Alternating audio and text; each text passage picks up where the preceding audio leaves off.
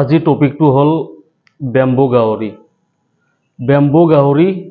লাইপাত গাহৰি মেচকা টেঙা গাহৰি তাৰপিছত আৰু কি আছিলে এইটো পচলা আছে যে পচলা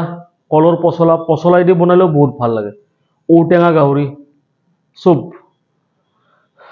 নেপালী কাটিং ছাগলী মাংস কোনোবা খাই পাইছে নেপালী কাটিং খাই বহুতে পাইছে ক'ত পাই কিজানি নাজানে আইডিয়া ল'লে কিজানি পাই যাব আপোনালোকে বিচাৰি পেলাই হোটেল কেইটা কিজানি চিনি পায় আপোনালোকে তো আজিৰ টপিকটো হ'ল এই যিকেইটা মানুহে মানে সদায় হোটেল বিচাৰি ফুৰে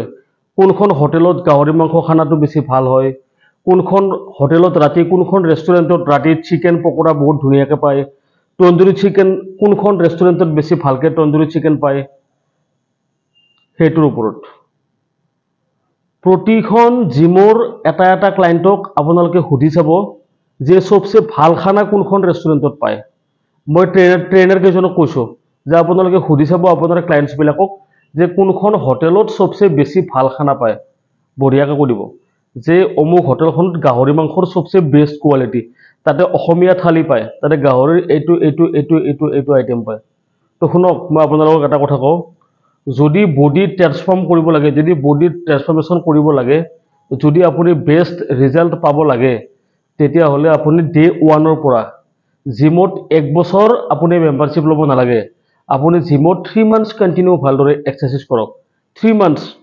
একদিনৰ পৰা যিদিনা ষ্টাৰ্ট কৰিব সেইদিনাৰ পৰা আপুনি ট্ৰেইনাৰৰ গাইডেন্স লৈ পেলাই এটা বস্তু ফলো কৰক যে আপুনি কি খাব লাগে কেনেকৈ খাব লাগে কিমান টাইম ৱাৰ্কআউট কৰিব লাগে পানী কিমান খাব লাগে ৰাতি কিমান শুব লাগে তো সেইখিনি ডিসিপ্লিন যদি আপুনি মানি পেলাই চলে 1 তাৰিখৰ পৰা আপুনি 3 মাহ কণ্টিনিউ 90 ডেজ আপুনি 100% ভালকৈ ৰিজাল্ট পাব আৰু যদি আপুনি সেনেকৈ বেম্বো গাহৰি লাইপাত গাহৰি কচুপাত গাহৰি এনেকৈ বিচাৰি থাকে আপুনি 3 মাহ নহয় 3 বছৰ নহয় আপুনি 13 বছৰতো বডি বনাব নোৱাৰে আৰু তাৰ পিছত যিকেইটা লৰায়ে ভালকৈ বডি বনায় কষ্ট কৰি পেলাই তো সেইকেইটাক আপোনালোকে কি কয় ষ্টেৰইডছ এইকেইটা ষ্টেৰইডছ মাৰি পেলাই বডি বনাইছে তো শুনক আপোনালোকক এটা কথা কওঁ বডি বিল্ডিঙত বহুত লৰাই বডি বিল্ডিং খেলিব লাগিলে ষ্টেৰইডছ ল'ব লগা হয় সেইটো বেলেগ কথা কিন্তু নৰ্মেল এটা বডি ট্ৰান্সফৰ্মেশ্যন কৰিবৰ কাৰণে ষ্টেৰইডছ জৰুৰত নহয় আপোনালোকে একদম ফুল মোটিভেশ্যনত এক্সাৰচাইজ 90 ডেজ আৰু ফাৰ্ষ্ট ডে পৰা আপোনালোকে ডায়েট কাৰ্বহাইড্ৰেট কম প্ৰটিন ইনটেক হাই শাক পাচলি বেছিকৈ খাব লাগিব লগতে আপোনালোকে ভাল ডায়েট এখন কৰিব লাগিব ডায়েটিচিয়ানৰ ওচৰত যাব লাগিব গৈ পেলাই ধুনীয়া ডায়েট এখন ল'ব লাগিব যিকোনো মানুহ এজনে ডায়েটিচিয়ানৰ ওচৰত গৈ পেলাই পইচা খৰচ কৰিব টান পায় কিয় গম পাইছে তেখেতে আইডিয়াখিনি মানে ফ্ৰীতে দিব লাগে তেখেতক যে আপুনি এইটো খাব তো ফ্ৰীতে একো বস্তু নাপায়